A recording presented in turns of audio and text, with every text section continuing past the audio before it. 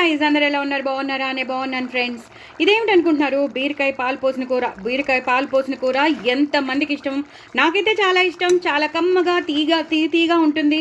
బీరకాయలు ఎలాగో తీగా ఉంటాయి, మనం కూడా కొంచెం హాఫ్ స్పూన్ షుగర్ వేస్తాం కాబట్టి టేస్ట్ ఎన్హాన్స్ అయిపోతుంది. టమాటోలు వేసాం, ఉల్లిపాయలు ఎక్కువ వేసుకుంటాం, పచ్చిమిరపకాయలు వేసాం, మంచి పోపు వేస్తాం, చాలా చాలా బాగుంటుంది. జీలకర్ర ధనియాల పొడి వేసాను, సూపర్గా ఉంది. అలాగే ఆవాల మెంతుల పొడి కూడా వేసాను, రోస్టెడ్ ఆవాల మెంతుల పొడి వేసాను, జీలకర్ర ధనియాల పొడి, కొంచెం సాంబార్ పొడి. ఇవన్నీ వేసేసరికి మనకేమవుతుందంటే కూర చాలా చాలా టేస్టీగా అయిపోతుంది. సో ఇది చపాతీలోకి బాగుంటుంది, పుల్కాలోకి బాగుంటుంది, అన్నంలోకి అయితే బెస్ట్ మెనూ అని చెప్తాను. చాలా చాలా టేస్టీగా ఉంటుంది. మీరు ఒకసారి ఇలా అయితే చేయండి.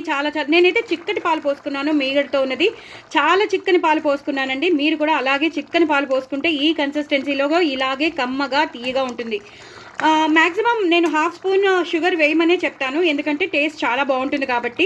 లేదండి మాకు ఇష్టం లేదు అన్నవాళ్ళు స్కిప్ చేసుకోండి. Okay, it's all right. మనకి పాలల్లో ఉన్న తీపిదనం వచ్చేస్తుంది.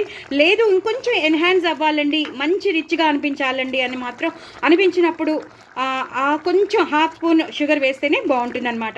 లాస్ట్లో ఎక్కువ కొత్తిమీర వేసుకోండి. నా దగ్గర ఫ్రెష్ కొత్తిమీర లేదు, నేను ఒక ఆడలు వేసేసాను. మీరు చక్కగా కొత్తిమీర కరివేపాకు వేసుకుని చేసేసుకోండి. చాలా మంచిగా ఎక్కువ వేసుకోండి. సూపర్గా ఉంటుంది కూర మాత్రం. చాలా చాలా టేస్టీగా ఉంటుంది. చూసారు కదా, ఈ కన్సిస్టెన్సీలో ఉండాలి. ఇలా మనం స్మాష్ చేసేసుకున్నాం అనుకోండి, చాలా చాలా మంచి గ్రేవీ అనేది వచ్చేస్తుంది. చాలా చాలా టేస్టీగా ఉంటుంది. మరి ఇంకెందుకు ఆలస్యం, నా ఛానల్ని సబ్స్క్రైబ్ చేసుకోండి, సపోర్ట్ చేయండి. అలాగే తప్పకుండా నా లాంగ్ వీడియోస్ చూడండి, స్కిప్ చేయకుండా చూడండి, వ్యూస్ పెంచండి, అలాగే సబ్స్క్రైబర్స్ని కూడా పెంచండి. ఇప్పుడు చూడగానే వెంటనే మీరు సబ్స్క్రైబ్ చేసుకోండి. ఇంత మంచి టేస్టీ అయిన కూర లేకపోతే మిస్ అయిపోతారు. తప్పకుండా చేసుకుంటారు కదా. బాయ్ అండి.